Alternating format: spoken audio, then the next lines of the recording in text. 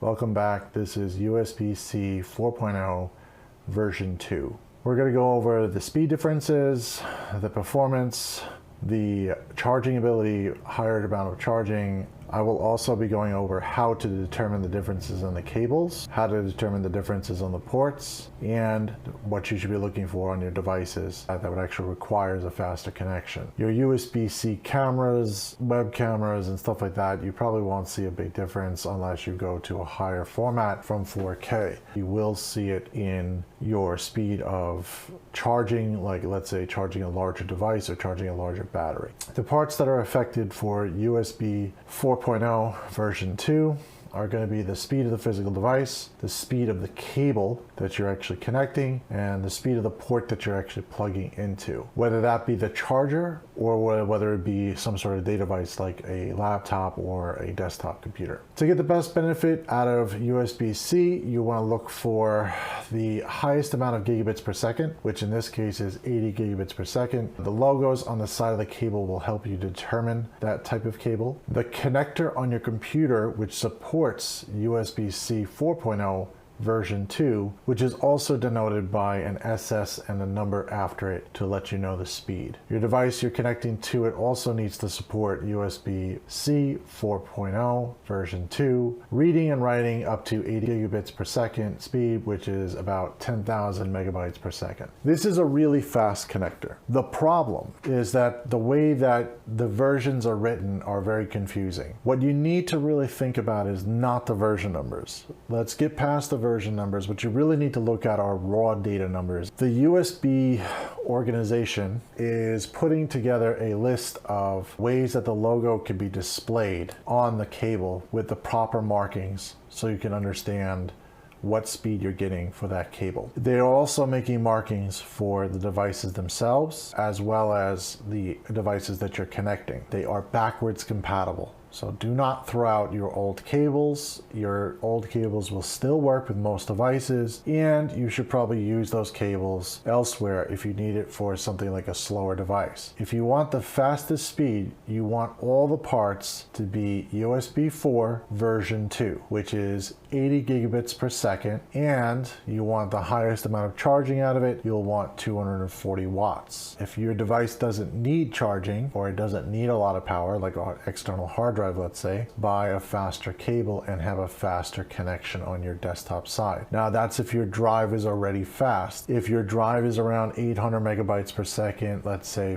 on average, you're not going to really see a big difference on USB-C 4.0 version 2. You need a drive that is performing over the 1000 megabytes per second. Does this really affect you a lot? No, at all times. You could still use USB 3.0. You don't need to go to this upper echelon of speed. You only really need whatever works with your device at the current time. Version 4 is just nice. This is going to be the platform that we're going to. The USB-C connector is going to be around for a while. They're not changing that for a long time. It'll still be backwards compatible, just like how our other previous USB-A devices and USB-B devices have been around for a very long time. USB-C is the type of connector, if you make a mistake by buying the wrong speed, it is still backwards compatible. So do not throw out your cable or devices. You may just need to switch the cable or device in order to benefit from the higher speed. USB 4.0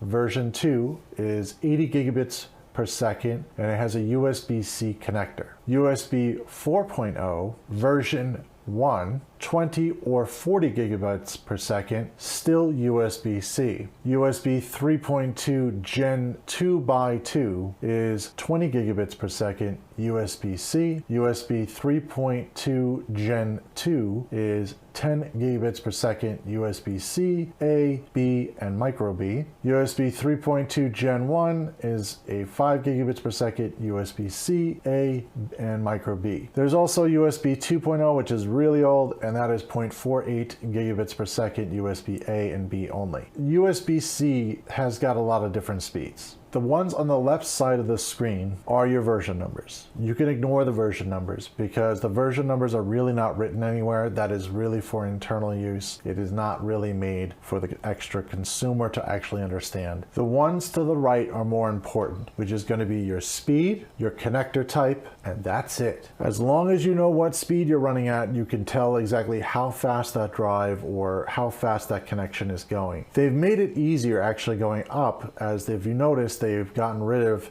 USB-A, B, and micro B. Now there's only just USB-C and the speed that you're going at. So you're at 20 gigabits per second, 20 or 40 gigabits per second, or 80 gigabits per second. All USB-C cables are now going to require a wattage and speed rating on the cable itself. It is denoted the same way I had in the diagram, which says X speed at X watts. 10 gigabits per second at 100 watts is an example. That will give you 10 gigabits per second at 100 watts charging. What does that mean? A 10 gigabits per second is more than enough to run an 800 megabytes per second hard drive. If you're going over that, you're going to need more speed. You're going to need to go over the amount of whatever your device is running at. The wattage is a different story. There's a lot of cables out there that do have over 100 watt charging. The problem is that the data side of that cable is lacking. It is still in the USB slower speeds, which is like your 40 gigabits per second. If you don't need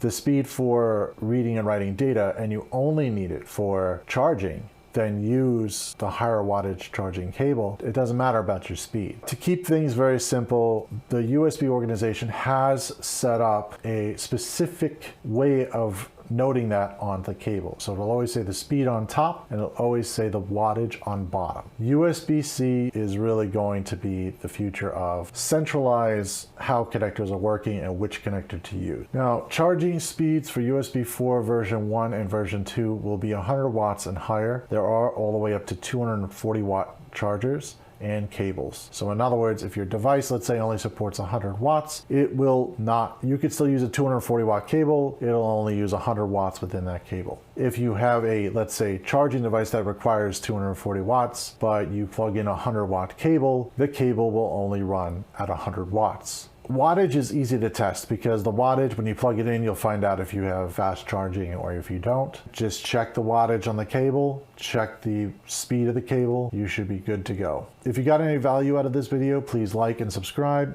Hit the bell notification to be notified about all upcoming videos. We do live streams once in a while, so please stay subscribed for that. Feel free to also comment in the video. If you guys have any other concerns about USB-C, you want to know anything more about USB-C, put a comment below. We do read them and we will get back to you. See you in the next one.